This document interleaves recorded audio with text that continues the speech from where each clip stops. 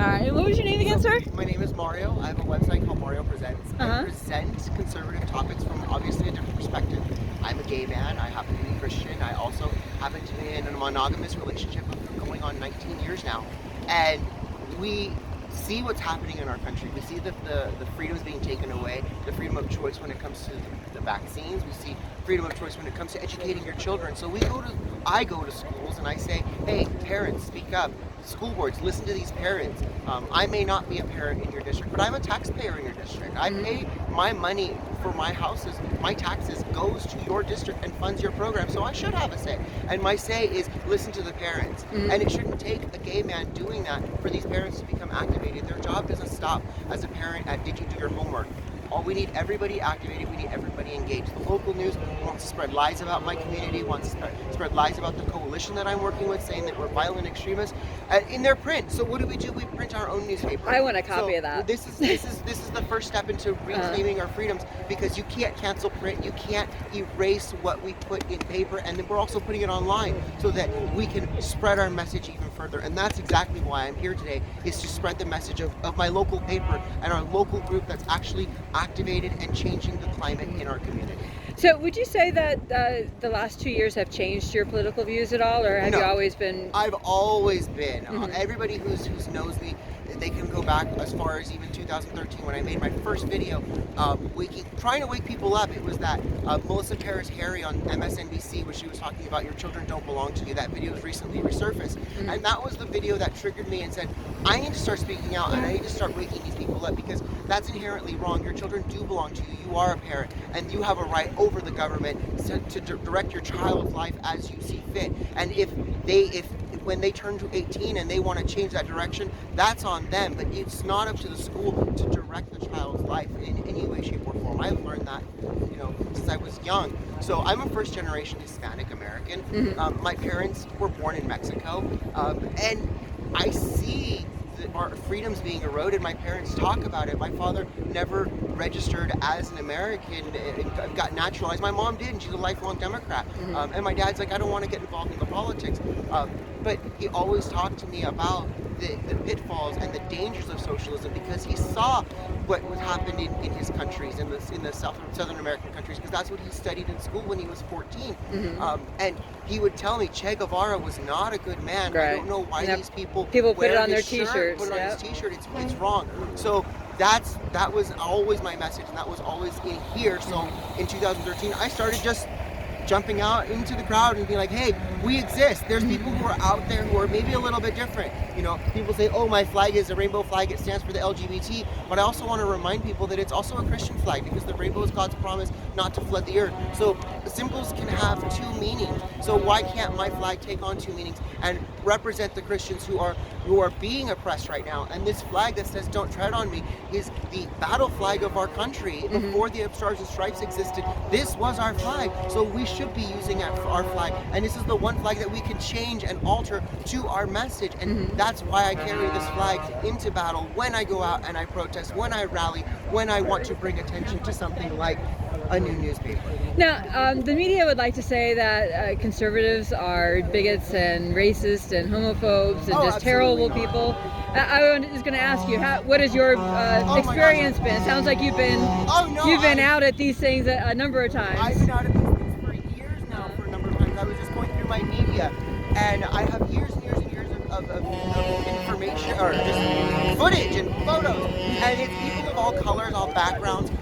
My best friends are Proud Boys, and I mean, my pin on the top, they gave it to me, so I carry them in my heart. My shirt, I mean, you can't really see it because it's cold and we're all but it's a very visible shirt, and my group is one of the few groups who does wear this, my little Southern California Patriots group, and we get doxxed. I've been attacked by the left online, I've been attacked by the left in real life. I've had my address put on the 101 freeway. I've had my home address put on theater marquees. I've made flyers made about me, calling me an evil homophobe, transphobe, a racist Nazi, every name in the book. But when I come to these events, people are flocking to me. I like your flag. I like, you know, today I'm not wearing heels, but I like your heels. I like your style. I like your message. So I don't find any hate in the conservative movement. As a matter of fact, I went to Log Cabin Pride, which was in Nashville, Tennessee, where a bunch of gay Republicans got together. Richard Grinnell was there speaking. People forget then that Jim Hood from Epic News, he's a gay Republican as well.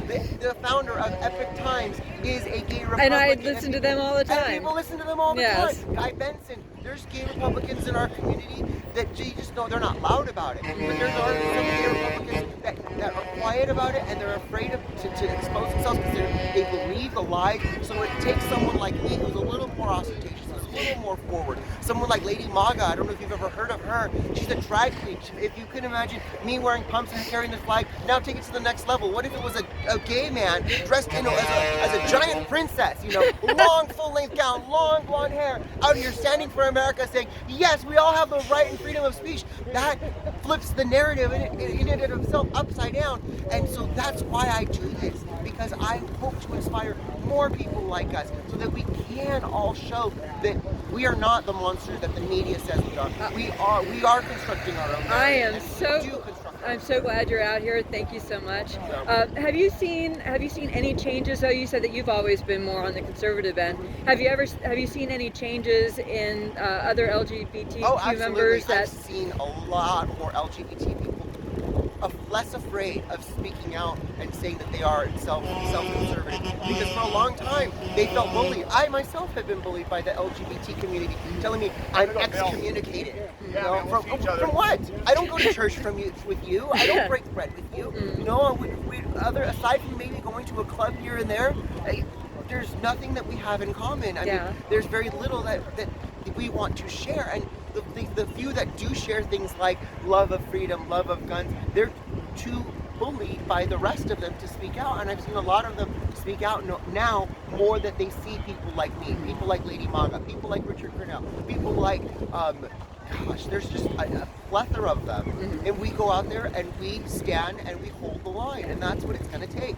We need average, everyday Americans to hold the line. Yeah. Well, thank you so much again. I really appreciate your time. I'm with a new organization on YouTube called This Way Network. Okay. And are you going to be joining them, or are you just here to help No, I'm just here kick to them help. off? I live right across the valley. Okay. Right in All right. Yeah. Well, I'm over in Rosemont. Okay. Yeah. Nice. So, could I have one of Yes, those? absolutely. All right. Great. Yeah. I'd love to see if maybe we could ever collaborate in the future. Absolutely. We're going to be having a march on March 3rd, on March 2nd at Ponce Square. Oh my gosh, it's so windy. We proposed an ordinance. The coalition proposed an ordinance in the city of Palmdale outlawing the use of passports and mandated vaccines for employees and patrons. We submitted it to the city of Palmdale with 2,600 signatures, and we said, this is what we want. The city of Palmdale has kind of stalled. It's been 120 days, and now they brought it up for a vote. And we want to basically take away a business license if the business is going to force vaccinations on their employees. We want to take away a business license if the business is going to force vaccine passports on its patrons. We want to take a hard stand because we're technically still LA County. So we're literally going to defy the county and challenge the county, because the county's going to have to sue us and say, I, the county, have the right and the authority to dictate the municipal affairs of each city, and they don't. Right. So we're literally playing a game of chicken with them, and our city council's been dragging their feet. So as many people as we can get, we'd love to have you March 2nd. Great. Thank you very much, Thank sir. you so much. What's your name? My name's Jennifer Gunther. And Jennifer. I don't have have cards yet, but Nice to meet you, now that I have yours, I will send you my information. Then we can communicate in the My name is future. Mario Presents. You can find me on MarioPresents.com. Okay, great. Thank you, Mario. Bye.